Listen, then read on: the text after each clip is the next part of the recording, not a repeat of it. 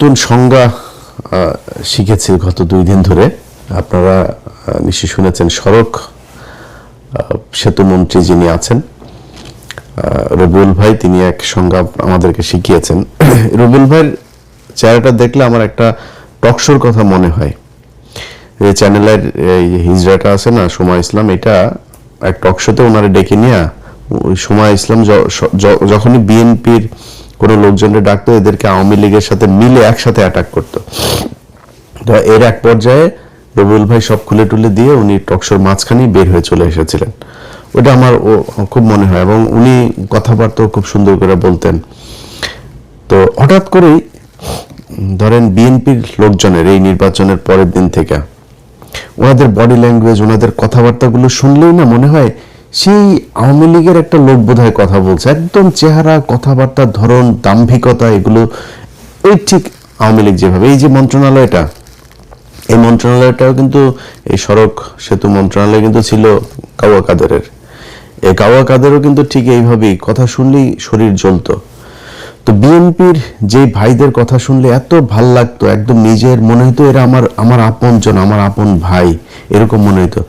সেই মানুষগুলো হঠাৎ করে রাতারাতি এত চেঞ্জ হয়ে গেল, বিশেষ করে নির্বাচনের এই আগের থেকে। অনেকে আমাদের প্রশ্ন করেন, ভাই আপনারা কেন সরাসরি বিএনপির বিরুদ্ধে আজকে যে বাংলাদেশ দেখছেন না, এটা আমরা অনুমান করতে পেরেছিলাম, এই জন্যই বিএনপির বিরুদ্ধে গিয়েছিলাম। তো ওনারা নির্বাচনের আগে থেকে আওয়ামী লীগের লোকজনকে করে দিবে, আপনার নির্বাচন এই রাজনীতি করার সুযোগ দিবে, সব মামলা তুলে নিবে, এই যেগুলো বলেছে, এবং সেটা এখন করছে। আপনারা দেখছেন বিভিন্ন জায়গায় অফিস টফিস খুলে দিচ্ছে। তো এটার বিএনপির সামনে ধরেন 2টা পরিণতি এখন যে অবস্থায় তারা চলছে সেটাতে। 1981 সালে জিয়াউর রহমান এইভাবে এই হাসিনাকে নিয়ে এসেছিল। 17 দিনের মাথায় জিয়াউর রহমানকে হত্যা করা হয়েছিল। খালেদা জিয়া, তিনি এই আপনার 96-এ যখন এই হাসিনাকে আপনার স্পেস দেয়, উনি কিন্তু 15ই ফেব্রুয়ারি একটা নির্বাচন করেছিল 96-এ। সেই নির্বাচনে আপনার জামাত আওয়ামী লীগকে অংশগ্রহণ করেনি। হাসিনা, খালেদা জিয়া চাইলে থাকতে পারতো, এমন কোনো আন্দোলন হয়নি, এমন মানুষজনও মারা যায়নি, ছেড়ে দিয়েছেন। ছেড়ে তারপরে 12ই জুন 96 আবার আরেকটা নির্বাচন দিয়েছিলেন। ওই সুযোগ দিয়ে তারা আবার 96-তে আসতে দেওয়া হয়েছে। 96-তে আসার পরে কি করেছে সেটা আপনারা জানেন।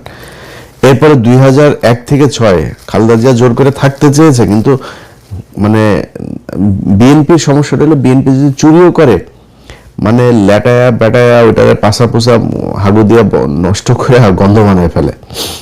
আওয়ামী লীগ সেটা খুব স্মার্টলি করে, এটাই হলো পার্থক্য। তো এরপরে খালেদা জিয়া সুযোগ তাদেরকে দিয়েছেন। সেই সুযোগ দেওয়ার পরে 2013 সালেও আরেকবার খালেদা জিয়া সুযোগ দিলেন, 14 সালের নির্বাচনের না এসে। তো এই আওয়ামী লীগ খালেদা জিয়ার পরিবারকে কতটুকু ক্ষতি করেছে, এটা ভাই আমার বলার কিছু নাই। এটা জিয়া পরিবার জানে, তাদের পরিবারে আমার বিশ্বাস যে আমার চাইতে বেশি কষ্ট তাদের জন্য হয়। এরা যদি আসে তাহলে বিএনপির পরিণতি কি হয় সেটা 17 বছর আমরা দেখেছি, এটা নতুন করে দেখার কিছু নাই। অতএব তারা যদি এদেরকে নিয়ে আসে, এসে মনে করেন আওয়ামী লীগকে নিয়েই তারপরে করলো, তো জোর করে যদি থাকতে চায়, বাংলাদেশে খুব নিকট অতীতে আমরা এর পরিণতি দেখেছি যে সেটাতে কি হয়। বিএনপি সেই পরিণতি ভোগ করতে হবে যদি তারা জোর করে ক্ষমতায় থাকতে চায়। আর যদি তারা মনে করে নির্বাচন করবে, গণতান্ত্রিকভাবে জামাতের সাথে রাজনীতি করবে, জামাতের সাথে রাজনীতি করতে গেলে জামাত আপনারা যদি নাকি স্বর্ণ দেখায়, আপনি তো আর এই তামা দিয়ে তো তার সাথে রাজনীতি করতে পারবেন না। জামাত রাজনীতি করে নিজের পকেটের টাকা দিয়ে তারপরে সংগঠন চালায়, আর আপনি চাঁদাবাজির টাকা দিয়ে সংগঠন চালাবেন, এরকমই হবে। এই যে রবিউল ইসলাম ভাই, উনি একটা কথা বলেছেন, মানে উনি কথাটা হয়তো খুব কৌশলে, এর আগেও তো এই চাঁদাবাজি হতো, ওবায়দুল কাদের কোনোদিন স্বীকার করেছে এইভাবে বলেছে কখনো? বলতে হবে কি, আপনি দেখেন প্রতিটা মন্ত্রী দুর্নীতিকে, এই যে এহসানুল হক মিলন দুর্নীতি করে না আগের বার, দুর্নীতির বিরুদ্ধে ব্যাপক কি করা হবে, সবাই দুর্নীতির বিরুদ্ধে, সব কটা মন্ত্রীর বক্তব্য দেখবেন একই রকম। এইটাই হচ্ছে স্মার্টনেস, বাংলাদেশের স্মার্টনেস এইটাই। চুরি করবে। প্রতিটার পেটের মধ্যে বাংলাদেশে এই পর্যন্ত যত মন্ত্রী গিয়েছেন সব করার পেটের মধ্যে দুর্নীতির টাকা, মানুষের ভিক্ষার টাকা, চুরির টাকা, এটা প্রতিটা মন্ত্রীর পেটের মধ্যে। এরা এই দুর্নীতি করার জন্যই এমপি হয়, মন্ত্রী হয়। আজকে যেই কথাটা রবিউল ইসলাম বলে দিয়েছেন, এটা আগের মন্ত্রীরা বলেন নাই বা ওনার আশপাশের মন্ত্রীরা বলেন না, এটাই স্বাভাবিক। শহীদুদ্দিন চৌধুরী অ্যানি ভাই আজকে বলেছেন যে না, সড়কে কোনো চাঁদা চলবে না। অ্যানি ভাই, আপনি তো পানি সম্পদ মন্ত্রী, আপনি সড়কের মন্ত্রী বলার কে? সড়কের মন্ত্রী বলে দিয়েছেন চাঁদাবাজি চলবে, অতএব চলবে। এটারে আপনি এখন কালকে হয়তো উনি বক্তব্যটারে সুন্দর করে বলতে পারেন, তারেক রহমান হয়তো একটা থেতানি দিলে হয়তো বলবে সুন্দর করে, বা এই ধরনের কথা ভবিষ্যতে বলবেন, কিন্তু চলবেই চাঁদাবাজি। উনি খুব স্পষ্ট করে বলেছেন যে সরকারি দলের যেই শ্রমিক সংগঠন, তাদের দল চালাতে টাকা লাগে। বক্তব্য কিন্তু খুব স্পষ্ট। শ্রমিক সংগঠনের এই সারা দেশে বিশাল আকারের আপনার সংগঠন, যে চান্দা আব্বাস ছিল শ্রমিক নেতা, তো এরা তো শ্রমিক না, এরা তো চলে। তো এরা কিভাবে চলবে? এরা চলতে হইলে আপনার ওই চান্দা তুলতেই হবে, এই ছাড়া কোনো উপায় নেই। সো আপনাকে রাস্তা দুইটা, হয় নিজে চাঁদা দিয়ে তারপরে দল চালাবেন, নাহলে চাঁদাবাজি করবেন, এছাড়া বিশাল এই দল চলবে না।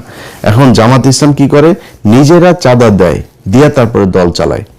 একজন রুকন, তার বেতন যদি হয় 1 লাখ টাকা, প্রতি মাসে 5,000 তাকে মাস্ট তাদের কোষাগারে দিতে হবে। এটাই ওদের রাজনীতি।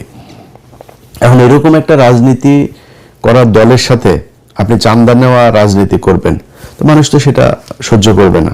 সো সেক্ষেত্রে আলটিমেটলি যেটা হবে সেটাই। সো রাস্তা আপনার হাতে দুইটা, একটা হয় আপনাকে রাজনীতি চেঞ্জ করতে হবে, এই আপনাদের যে পলিসি সেটা চেঞ্জ করতে হবে, করে নিজের পকেটের টাকা দিয়ে নিজে রাজনীতি করবেন, অথবা শেখ হাসিনার মতো ফ্যাসিস্ট হবেন, জোর করে ক্ষমতায় থাকবেন, কোনো কথা শুনবেন না, কিছু হইলে বলবেন যে সংবিধানের ভয়। কারণ আপনাদের 2/3 আছে এখন, এবং এই 2/3 তো আপনাদেরকে খুব পরিকল্পিতভাবে দেওয়া হয়েছে। এই ডক্টর ইউনূস আপনার যেদিন লন্ডনে যায় সেদিনই তিনি নির্ধারণ করে দিয়ে এসেছেন যে বিএনপি ক্ষমতায় যাবে, তাদেরকে 2/3 দেওয়া হবে, যত দুর্নীতি, চাঁদাবাজি, ধান্দাবাজি এই তত্ত্বাবধায়ক সরকার যা করে গিয়েছে এটার বিরুদ্ধে বিএনপি কিছু বলবে না, সবাইকে সেফ এক্সিট দেবে।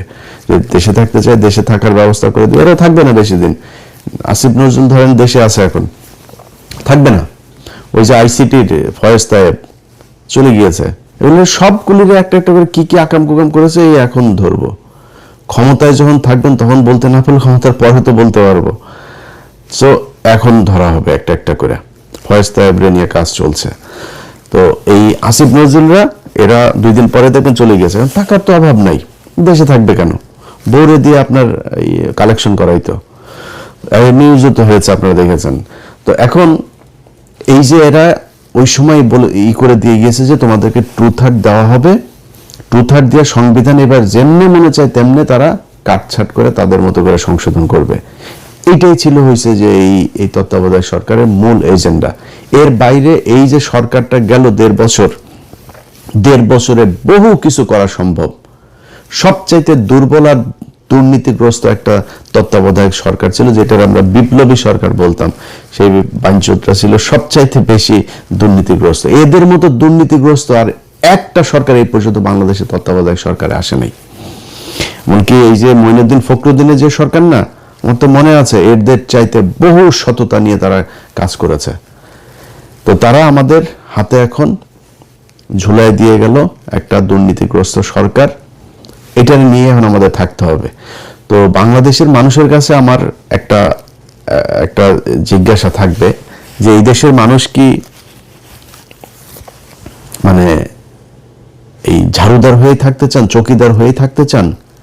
একটা দল ক্ষমতায় আসবে, তাদের কিছু এমপি থাকবে, মন্ত্রী থাকবে, তাদের এই যে পরিবারতন্ত্র, এদের চামচা হয়ে তারপরে আপনাকে থাকতে হবে। এখন এখান থেকে আপনি যদি বের হইতে চান তাহলে সিদ্ধান্ত আপনাকেই নিতে হবে। এই যে নির্বাচনটা হইল, এই যে রাজনীতি হয়, এই যে রাস্তায় ধর্মঘট, হরতাল, পিকেটিং, কোনোদিন কোনো এমপির ছেলেকে আপনার পাশে পেয়েছেন যে সে রাস্তায় এসে তারপরে এটা করে? কোনো এমপির ছেলে আপনার সাথে এই যে ভোট কেন্দ্রে গিয়া তারপরে এই ভোট কেন্দ্র দখলের কাজে মারামারি করেছে, মানুষকে হুমকি দিয়েছে? কোনো এমপি এই নির্বাচনের সময় এমপি মন্ত্রী অনেকের ছেলে যারা এখন মন্ত্রী হয়েছে, এমপি হয়েছে, এদের অনেকের ছেলে দেশেই যায় নেই, ইউরোপে থাকে, আমেরিকাতে থাকে, অস্ট্রেলিয়া থাকে, কানাডা থাকে, পড়াশোনা করে, তাদের পাতলা পায়খানা হইলেও তারা সিঙ্গাপুরে যায় চিকিৎসা করতে। আর তোদেরকে বানায় রাখছে বোকাচোদা। তোরা পৃথিবীর সবচেয়ে বোকাচোদা জাতি। এটারে ওই মঞ্চে ইয়ে করে, জনসভা করে না, বীরের জাতি, আমরা এই বীরের জাতি, 71-এর বীরের, সোগাটা ওইখানে মেরে দিছে তোদেরকে। তোরা পৃথিবীর সবচেয়ে নিকৃষ্ট জাতি, মানে আমরা পৃথিবীর সবচেয়ে নিকৃষ্ট জাতি। এদের মতো এরকম কামলা খাটা জাতি পৃথিবীর মধ্যে আর কোথাও নাই।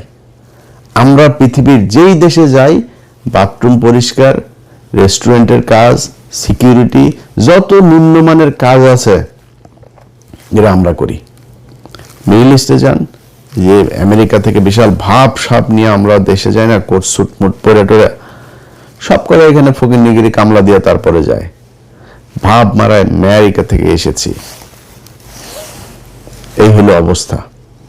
এরপরে কি হয়, পোলাপান বড় হয়ে তারপরে মনে করেন যদি মেয়ে হয়, বিশেষ করে ধরে একজন বিশেষ এক জাতিকে ধরে, ওই বিশেষ জাতি সাদাটা দাও পায় না, বিশেষ জাতি ধরে তারপরে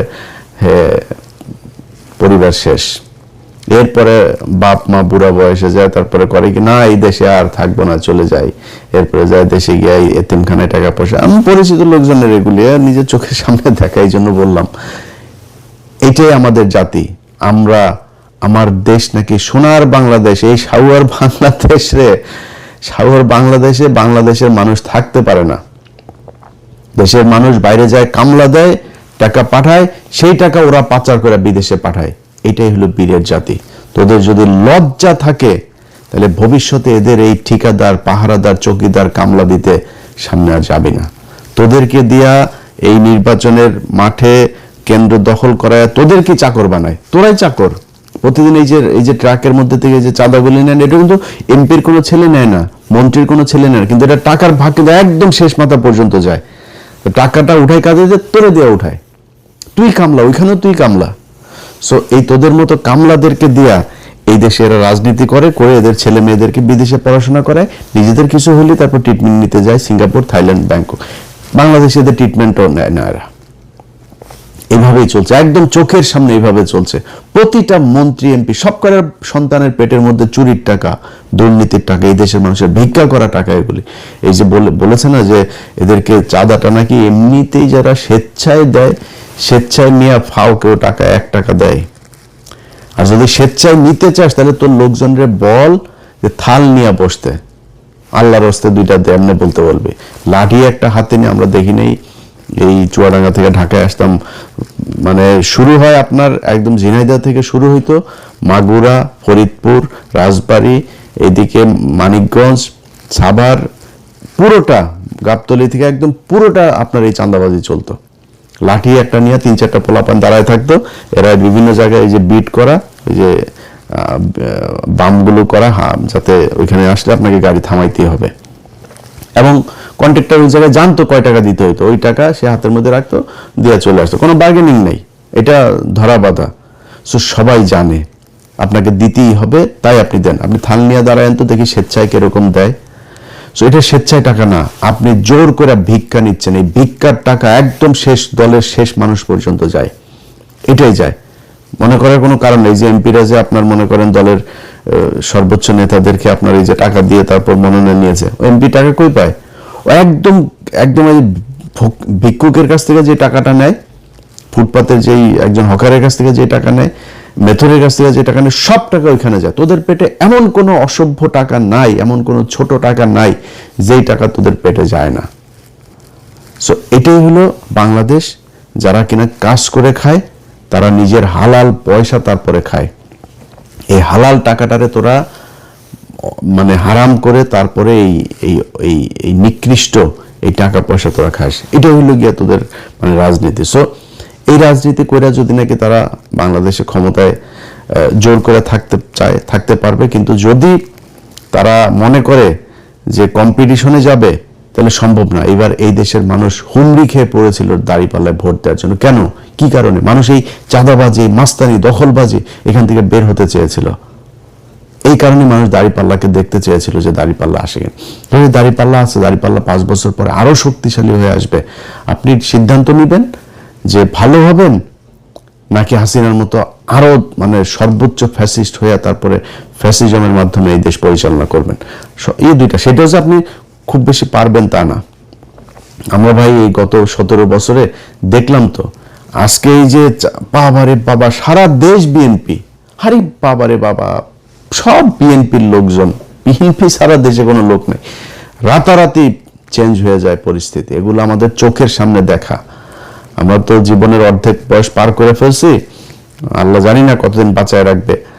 তো যদি ফুল বাঁচায় রাখে তাও অর্ধেক পার করে ফেলছি। এখন ধরেন এই সময়ের ভিতরেই খুব কঠিন কঠিন সময় আমাদের এই আমরা মানে খুব সৌভাগ্যবান বলেন আর দুর্ভাগ্যবান বলেন, আমরা কিন্তু অনেক কিছু দেখেছি এটা পৃথিবীতে হয়তো খুব কম জাতি দেখবে। আমরা হাসিনার মতো এরকম এক ফ্যাসিজমের পতন দেখেছি, আমরা কোভিড দেখেছি, 1/11 দেখেছি, অনেক কিছু দেখেছি কিন্তু আমরা।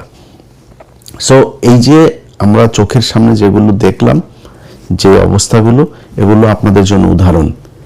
এই উদাহরণ দেখে আপনি যদি ঠিক না হন তাহলে তার কিছু বলার নাই। আপনার আশপাশে আজকে যত মানুষজন দেখছেন, মানুষ আপনার পাশে ছিল না, থাকবেন, এটা আপনারা জানেন খুব ভালো করে। আজকে যে ব্যক্তি এমপি হয়েছে সে যদি মনোনয়নটা না পেত না, বা আজকে ওই যে এই কাউয়া ইয়ের দেখেন, ওই যে এই হারুন পাপিয়ার ঘর জামাইটা, এর আশপাশে কেউ আছে? ওই যে কুমিল্লায় মঞ্জুর মুন্সি বাড়িঘর জ্বালাই দিয়েছে নির্বাচনের পরের দিন, কেউ ঠেকাতে পেরেছে? কেউ তার পাশে আছে? কেউ পাশে নেই। আপনার পাশে যে চৌকিদার দফাদার যে ছিনতাইকারী যেগুলো মাদক ব্যবসায়ী এগুলো থাকে, এগুলো সবাই ওই জন্যই, কিছু খাওয়ার জন্যই থাকে, এছাড়া থাকে না আপনার পাশে। সো আজকে যারা আছে এরা থাকবে না কালকে। আর জামাত ইসলামের এক নেতার সাথে কথা বলছিলাম, জামাত ইসলাম গান বললাম যে ভাই মনে করেন আপনাদের উপরে আবার ফের সে আগের মতো জঙ্গি নাটক টাটক সাজায় নানানভাবে আপনাদের উপরে প্রেশার ক্রিয়েট করা শুরু করলো, কি করবেন? আমরা রাজনীতি ছেড়ে দেবো, আমরা মানুষ তৈরি করব। আমরা তো আর কিছু ধান্দাবাজির জন্য তো আমরা রাজনীতি করি না, আমরা সরে যাব। আওয়ামী লীগকে যদি তারা স্পেস দেয় নিয়ে আসে, তারপরে আওয়ামী লীগকে দিব রাজনীতি করতে। আওয়ামী লীগে বিএনপিরে সোজা বানায় ফেলার একদম যা রাস্তা সেগুলো তারা জানে এবং সামনে তারা করবে। ব্যাস শেষ। আমি শুনে তাজ্জব হয়ে গেছি, বলে কি, হ্যাঁ যদি এটা জামাত ইসলাম যদি এটা করে, বিএনপি যদি ধরেন এদেরকে নিয়ে আসে, জামাত ইসলাম যদি ওইটা করে, তাহলে বিএনপি বলে দল থাকবে না বাংলাদেশে, জামাত ইসলাম থেকেই যাবে। জামাত ইসলাম রাজনীতি করুক আর অরাজনৈতিক সংগঠন থাকুক, তাদের যে আদর্শ সেটা তারা বাস্তবায়ন করে নিয়ে যাবে। কিন্তু আপনি পারবেন না। আপনি ক্ষমতায় থাকলে আছেন, ক্ষমতায় না থাকলে নাই। আমরা এটা নিজের চোখে দেখেছি। একটা ককটেল ফোটার পরে কিভাবে সব দৌড় দেয়, কেউ ছিল না এদের পাশে। নিজের পার্টি অফিস, সেই পার্টি অফিসে পর্যন্ত যাইতে পারেন নাই। পার্টি অফিসের ঘরের হালকা করে এই কেচি গেটটা লাগে, আবার খোলেন, আবার এই চোর পুলিশ খেলা আমরা দেখেছি। এটাই তো বিশাল এই রাজনৈতিক দলের অবস্থা না? সো ক্ষমতা থাকবে না, আপনারাও থাকবেন না। আওয়ামী লীগ যদি নাকি আওয়ামী লীগকে আপনি ই করে দিবেন, আর ভারত মনে করেন আপনার চেয়ে আওয়ামী লীগকে দূরে রাখবে, ক্ষমতা চেয়ে ভারত সর্বোচ্চ জিনিস দিয়া তারপরে আপনার ঘরে। আজকে মিডিয়া দেখছেন না যে একটা আপনার লোক না, এরা আপনাকে খাম্বা তারেক বলেছে, এরা আপনাদের খালেদা জিয়ার বিরুদ্ধে কথা বলেছে, এরা বলেছে। আপনি যান, গেল 1 বছর আগেও আপনি সময় টিভি, 71 টিভি টক শো দেখেন, তাদের নিউজ দেখেন, কত জঘন্য ভাষায় কথা বলেছে। তারাই এখনো বসে আছে, আপনি তাদেরকে টাকা পয়সা টেসে নিয়ে কিচ্ছু করেন নেই। এটা আপনারা করেছেন। এখন এদেরকে বসায় রেখে যদি মনে করেন সামনে পরিস্থিতি একটু টালমাটাল অবস্থায় আসে, তারা আপনার পক্ষে থাকবে, তারা সব আওয়ামী লীগের পক্ষে কাজ করবে, ইন্ডিয়ার পক্ষে কাজ করবে। এরা সব ইন্ডিয়ার লোক, ইন্ডিয়াদেরকে বসিয়ে রেখেছে। ইন্ডিয়া কখনোই আওয়ামী লীগকে রেখে বিএনপিকে ক্ষমতায় আনবে না। এটা এর আগে জিয়াউর রহমানের সময় প্রমাণিত হয়েছে, খালেদা জিয়ার সময় প্রমাণিত হয়েছে, তারেক রহমানের সময় প্রমাণিত হবে। সো ইন্ডিয়ার হাতে সেই চয়েস আছে, ইন্ডিয়া সবাই বসিয়ে রেখেছে ওই পারে, সুযোগ পেলেই আস্তে করে এখানে দিয়ে দিবে। চয়েস আপনার, কি করবেন? দলরে ঠিক করবেন, নিজেরা চাঁদা দিয়ে দল চালাবেন, না চাঁদাবাজি করে তারপরে জামাতের কাছে হারবেন, নাকি চাঁদাবাজিও করবেন, জোর করে ক্ষমতায় থাকবেন, এক পর্যায়ে গিয়ে তারপরে ইন্ডিয়ার আওয়ামী লীগের কাছে ক্ষমতা হারাবেন। এই চয়েসগুলো আপনাদের সামনে দেওয়া থাকলো। কেউ কষ্ট পায় থাকলে দুঃখিত। রবিউল ভাই আপনারাও খুব পছন্দ করতাম, ওই যে বললাম নিজের ভাইয়ের মতো মনে হতো। আপনাদের এখানে মন্ত্রিসভায় অনেক মানুষ আছে, এই যে অ্যানি ভাইও খুব অনেকবার ওনার সাথে আলাপ হয়েছে, ওনার খুব দুঃসময়ের সময় কি করব বিভিন্ন পরিকল্পনা নিয়ে কথা হয়েছে। এবং অনেক অনেক খুব পছন্দের মানুষজন আছে এই মন্ত্রিসভাতেও। তো সেই মানুষগুলো হঠাৎ করে কথাবার্তা যেন কেমনে কেমনে বলে, তো এটা খুব খারাপ লাগে। আশা করি যা বললাম এটা বুঝবেন, আপনার সমালোচনা আপনার ক্ষতি করার জন্য না। আমরাও চাই বাংলাদেশে বিএনপি আর জামাত ইসলাম দুইটা দল থাকুক, আসুক বাই রোটেশন, তারা ক্ষমতায় আসুক, একবার উনি আসুক একবার উনি আসুক, 2 বছর এই দল থাকুক, 1 বছর এই দল আসুক, চলো কোনো সমস্যা নাই। কিন্তু সবার কম্পিটিশনটা হবে ক্ষমতায় আসার জন্য না, কম্পিটিশন হবে আমি কার চেয়ে কত ভালো রাষ্ট্র চালাইতে পারি, মানুষকে কত ভালো সার্ভিস দিতে পারি, এটার উপরে। এই যে এক বিকাশ নুরু, তারে বসানো হয়েছে আপনার প্রবাসী ইয়েতে, একে মনে করেন এখন লাইসেন্স খুলবে, চাঁদাবাজি করবে, পাগল হয়ে যাবে এর অত্যাচারে। এর দিয়া কোনো প্রবাসী আসিফ নজরুলের দেওয়া হয়েছে? হয় নাই তো। এরকম এর দেওয়া হবে না। এই প্রবাসীদেরকে সেই 5 লাখ টাকা দিয়ে মালয়েশিয়া যেতে হবে, সেই পাসপোর্ট করতে কষ্ট হবে, আকামা করতে কষ্ট হবে, দেশে